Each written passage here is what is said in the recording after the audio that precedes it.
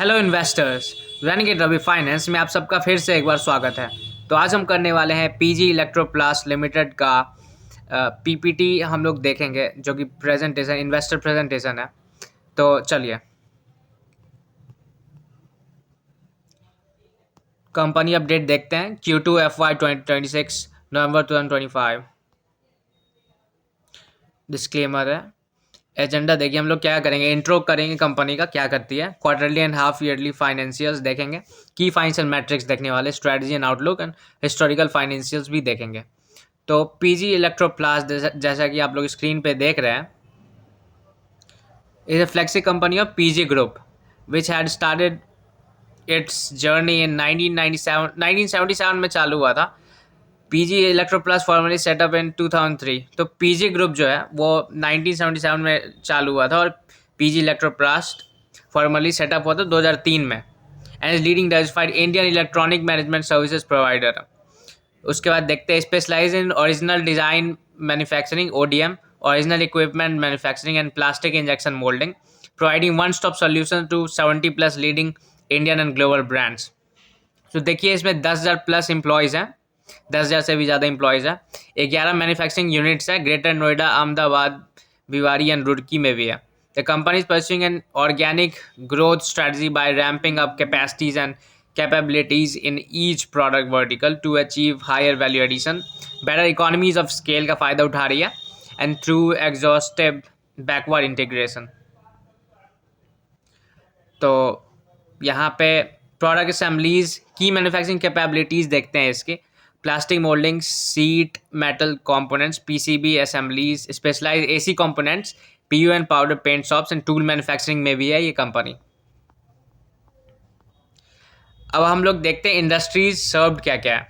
Air conditioner, washing machine, LED television, air cooler, automotive components, bathroom fittings, consumer electronics में भी है, सर्व करती है। तो देखिए जैसा कि आप लोग देख रहे हैं स्क्रीन पे जो विजिबल है, the company has grown more than 18x हुआ है कंपनी 9 सालों में। फ्रॉम रेवेन्यू ऑफ 263 करोड़ का रेवेन्यू हुआ करता था 2015-16 में, जो अब बढ़ के 4905 करोड़ हो चुका 2024-25 में। 38.5% phenomenal CAGR, that is compounded annual growth rate. 38.5%, that's a great numbers. That's great numbers. With the EBITDA increasing at 42.6% CAGR. That's insane. Annually, बहुत अच्छा नंबर है ये। Over the past 9 years, the company has done a cumulative capex किया है इसने 1200 करोड़ का पिछले 9 सालों में। That has now significantly raised its growth potentials, जो बहुत तेज़ी से ग्रोथ पोटेंशियल बढ़ाया है इसका। तो जैसा कि आप लोग ग्राफ के मदद से देख रहे हैं, 263 करोड़ था 2015-16 में, जो कि अब रिवेन्यू बढ़ के 4905 करोड़ हो चुका है। EBITDA 21 करोड़ का हुआ करता था, वो 519 करोड़ का हो चुका है 2024-25 में। That's great. तो जैसा कि आप लोग देख रहे हैं, बिजनेस वर्टिकल्स देखते हैं।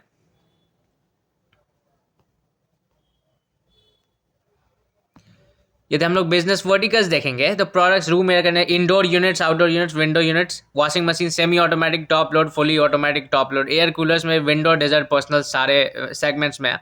इलेक्ट्रॉनिक्स में टेलीविजन, PCB असेंबलीज है। And then tool manufacturing, consumer durable, sanitary ware, automotive and more. Plastic moulding and others में हम लोग देखें तो consumer durable, sanitary ware, automotive, consumer electronics, others में भी है। And then operating revenue breakup देखते हैं अक्रॉस वर्टिकल्स। तो प्रोडक्ट्स से देख रहे हैं, यहाँ पे 150 करोड़ आ रहा है, प्लास्टिक एंड अदर्स से 441 करोड़, और इलेक्ट्रॉनिक्स से यहाँ पे FY 2020 में, मतलब 2020 में, ये इलेक्ट्रॉनिक्स से आ रहा था 6.43 करोड़। तो उसके बाद यदि हम लोग देखेंगे तो इस समय मोल्ड से आ रहा था 6.4। उसके बाद देखिए कैसे फिनोमिनली बढ़ा है यहाँ तक FY 24 तक। उसके बाद देखिए 2747 करोड़ से सीधा 4870 करोड़ हो चुका है ऑपरेटिंग रिवेन्यू।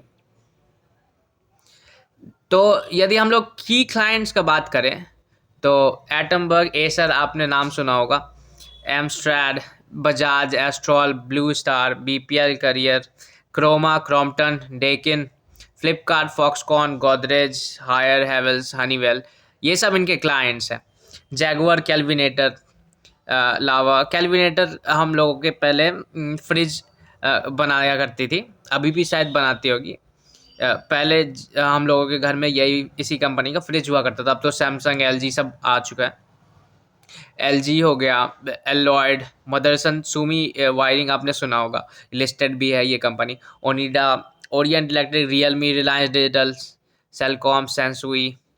उसके बाद TCL, थॉमसन, टी सीरीज, या Voltas, Beko, and then we have White Westinghouse, and then Whirlpool corporation.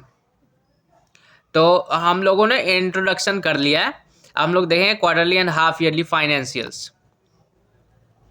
तो समरी ऑफ कंसोलिडेटेड रिजल्ट्स हम लोग देखते हैं।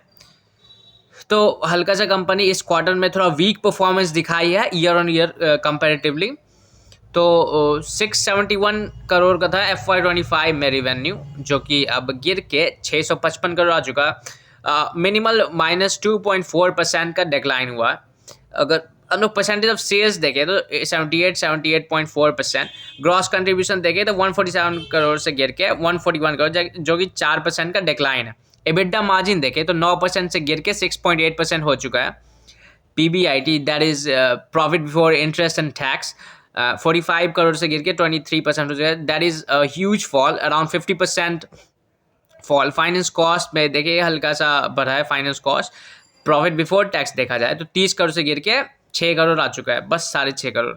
79% का डाउनफॉल हुआ है year on year. And then profit margin में भी 4.5% से, प्रॉफिट बिफोर टैक्स के मार्जिन में 1% से आ चुका है। That's huge fall. Profit after tax 19.47 crore से 2.38 करोड़ आ चुका है। That is 87% of fall. That's these are not that good numbers, but this will not this isn't saying that the company will be in the downfall continuously. Hopefully it will get recovered after this. uh, it will get recovered in their business after this quarter or something, or let's see, only time will tell. And then अगर हम लोग H1 FY25 जो कि half yearly one H1 और H1 FY26 देखा जाए तो 8.4% का इंक्रीज हुआ है। यहाँ पे 9% का इंक्रीज, ग्रॉस कंट्रीब्यूशन 5.3%, एबिटा में हल्का डिक्लाइन है, डेप्रीसिएशन बढ़ा है, -13.9% का प्रॉफिट और इंटरेस्ट टैक्स में डिक्रीज हुआ है, 51% का फाइनेंस कॉस्ट बढ़ चुका है, प्रॉफिट बिफोर टैक्स 30% का डिक्लाइन, टैक्स में भी टैक्स भी हल्का कम लगा है इस क्वार्टर में और इस ईयर में हाफ ईयरली, जो सेमी एनुअली यहाँ पे बात हो रहा है FY26 का। और पैट में देखा जाए तो 33.8% प्रॉफिट आफ्टर टैक्स में डिक्लाइन है। यदि हम लोग एक्सपेंडिचर एनालिसिस करते हैं तो कॉस्ट ऑफ रॉ मटेरियल देखा जाए तो 77.9% था, अब बढ़ के हल्का सा 78 तो रॉ मटेरियल में मिनिमल चेंज है। एम्प्लॉयज एक्सपेंसेस बढ़ा है जैसा आप लोग देख रहे हैं, employee expenses. And then finance cost भी बढ़ा है, डेप्रीसिएशन एमोर्टाइजेशन भी बढ़ा है, अदर एक्सपेंसेस तो बढ़ा ही है। और वही चीज़ आप इसमें मिनिमल सर्च देख सकते हैं H1 FY25 to H1 FY26 में। यदि हम लोग इस पे इसके बैलेंस शीट पे आते हैं तो हम लोग देखते हैं कि नेट फिक्स्ड एसेट जो है 30 सितंबर 2024-25 टोटल एसेट्स देखा जाए तो नेट फिक्स्ड एसेट तो बढ़ा है 724 करोड़ से 1127 करोड़। उसका टोटल एसेट 1600 करोड़ से 3500 करोड़, डबल हो गया है, डबल से ज़्यादा। And then if you talk about total liabilities तो 1649 करोड़, ये तो बैलेंस शीट है तो बैलेंस ही होगा। लेकिन शॉर्ट टर्म डेट देखें 198 करोड़ से 311 करोड़, और लॉन्ग टर्म डेट हल्का कम हुआ है। डेट टू इक्विटी देखा जाए तो 0.21 था, अभी का डेटा आया नहीं है। नेट डेट टू इक्विटी हल्का बढ़ा ही होगा क्योंकि डेट बढ़ा है। Debt to EBITDA 1.21। उसके बाद हम लोग की फाइनेंशियल मैट्रिक्स देखें तो नेट फिक्स एसेट जो है 792 करोड़ से 1206 करोड़, फिक्स एसेट टर्न जो कि revenues by average net fix asset होता है। उसके बाद कैश कन्वर्जन साइकिल देखें तो 36 से बढ़ के 63.93 हो चुका है। यानी कि कैश कन्वर्जन बढ़ा है, that's pretty bad for this company. Net worth देखें तो 1145 करोड़ से 2902 करोड़ हो चुका है।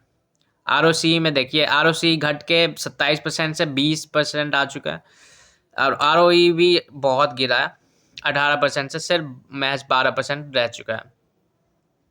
अगर हम लोग बात करते हैं FY Q, look, what management is saying, major highlights of Q2 FY26.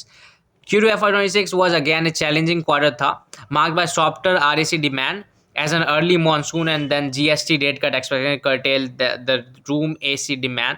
GST rate cut भी इसको negatively impact किया है इस कंपनी को, leading to cut in the room AC demand, leading to lower than expected performance for AC business. Despite business pressure for the room AC category, consolidated revenues were down just जितना impact किया है इसको इन सारे चीज़ों के उसके मुकाबले देखा जाए तो बहुत कम रिवेन्यू में बहुत कम डाउन गया है, 655 करोड़ अभी भी रिवेन्यू है। प्रोडक्ट बिजनेस देखा जाए, contributed 48.6% of total revenues in Q2 FY26। And then AC business declining, AC business 45% से डिक्लाइन हुआ to 131 crore. And then washing machine business grew हुआ 55% से, तो AC का बिजनेस डिक्लाइन हुआ और वॉशिंग मशीन का बिजनेस बढ़ा है।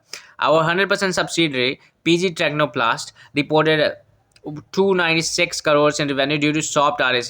The capacity expansion at Bhiwadi and Super, तो capacity भी expand करी, यानी कि capex करी है, capital expenditure is on track for room AC business. The order book remains healthy for all products and then adjust dynamically. Operating margins have softened Q on QOQ and YOY. तो operating margin जो है हल्का सा soft हुआ है, यानी कि हल्का गिरा है, क्वार्टर ईयर ऑन ईयर दोनों both. Negative operating leverage in room AC business and supply cost increases. Cash and equivalence stood at 630 crore का भी कैश इक्विवेलेंस है इनके पास इस क्वार्टर में सब मिला के। Operating cash flows were impacted by higher inventory levels हो चुके थे, यानी कि जो इन्वेंट्री जो थे एक्यूमुलेट हो रहे थे, यानी कि बिक नहीं रहा था माल। However, working capital efficiency remains a key focus going forward. Working capital efficient हो रहे हैं ये धीरे धीरे। Our focus remains on controlling expenses को control करना चाहेंगे for FY26, जो कि अभी वाला क्वार्टर चल रहा है दिसंबर तक। And then building long term resilience and enhancing capital efficiency देखेंगे। Strategic priorities इनको research and development करेंगे और new product development, backward integration, capacity enhancement. We continue to invest in strengthening product offerings across AC and WM segments, AC and washing machine segments. We continue to see strong engagement from both existing and new clients. तो ये जैसा कि इसमें लिखा हुआ है, we continue to see strong engagement from both existing and new clients. Existing clients जो थे इनसे माल खरीद रहे हैं और new clients भी आ रहे हैं। While we order दे रहे हैं, while we navigate near-term headwinds, we remain confident in the long-term growth trajectory of the business. अब strategy and outlook देखा जाए, and then we can see government reforms such as Digital India, Make in India, Power for All, and Jan Dhan Aadhaar, Mobility Train, they are providing fresh impetus to the consumer appliances. Rapid urbanization growth of young population with rising income levels is leading to large emerging middle class in India, implying huge potential demand for the consumer appliances. जो कि urbanisation हो रहा है, growth of young population भी हो रहा है, income level में राइज हो रहा है, मिडिल क्लास भी बढ़ रहे हैं, तो इसका मतलब कंज्यूमर अप्लायंसेस ड्यूरेबल मार्केट में अभी सर्ज आने वाला है। लो penetration level, failing prices of durables and electronics, and changing lifestyle of the Indian consumer are expected to remain big demand drivers for the consumer durable and electronics industry in India in near future. And then, as we can see, falling prices of durables, electronics, and changing lifestyle of the end consumer are expected to remain big demand drivers. Electronics, consumer durable. But the government is promoting electronic manufacturing and treating the industry as one of the key pillars of the Digital India program, opens new and exciting opportunities for the industry. The management is enthused about the overall opportunity size and anticipate high growth rate anticipate करते हैं इस industry में where company has presence. Future growth strategy देखा जाए, company focuses large opportunities plastic molding and in consumer durables like इन सारी चीज़ें, washing machine, room AC, and then refrigerators, ceiling fans, sanitary ware products. Opportunity in ODM space for products like air coolers, washing machine. मतलब इन सब में बहुत opportunity है इन सब spaces में. Improving operational efficiency leading to better profit. अगर operating efficiency बढ़ रहा है धीरे धीरे, तो इसका मतलब better profitability and higher cash flows होगा कंपनी के पास. As there is a saying and a quote that in business that cash is king. तो इसका मतलब बेटर प्रॉफिटेबिलिटी होगा, और अगर कैश बचेगा तो वो रिस्क को कम करेगा और बहुत सारा अपॉर्चुनिटीज़ दे सकता है कैपेक्स करने का और डिविडेंड ज़्यादा बांटने का, और भी बहुत सारा चीज़. Reinvesting to improve strategic capacity, जैसा कि इन्होंने देखा री इन्वेस्ट करेंगे वो, तो like this is growth business. I don't think ये उतना डिविडेंड देती होगी या ना भी देती हो. To reap future benefits. अब फ्यूचर आउटलुक देखते हैं यहाँ पे. That's a great thing for the investors. Future outlook है product business to drive growth for the company. Company is developing new offerings in focus segments and will be launching the same in coming quarters. New offering भी कर रही है company, develop कर रही है in focus segments. Company's management see exciting times ahead for all its business segments. Company management जो है बहुत एक्साइटिंग टाइम देख रही है business segment. Gradual improvement in margins due to operational efficiencies and higher operating levels. Improving profitability, higher cash flows will lead to better capital efficiency, stronger balance sheet. Company uniquely positioned in the consumer durable and plastic space in India and would derive higher revenue growth by growing its market share. Market share बढ़ा रही है the company in the customer outsourcing wallet. अब यदि हम लोग guidance देखें तो guidance जो है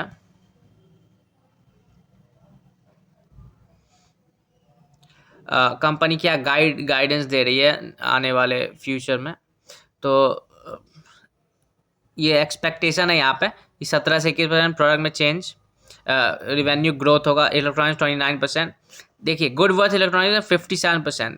that's a huge deal. Total group revenue 21 से 23% बढ़ सकता है. एक्सपेक्टेशंस है. Let's see assumptions. PG Electronics total होगा 17 to 90% growth. Growth of 17-90% over FY25 sales of. तो ये जो इतना सेल्स है 4870 करोड़, तो अब एक्सपेक्ट कर रही है कि 5700 करोड़ से 5800 करोड़ पूरे ईयर का FY26 का आ सकता है. गुड वर्थ 56% ग्रोथ, जो कि हम लोग नंबर्स देख ही लिए.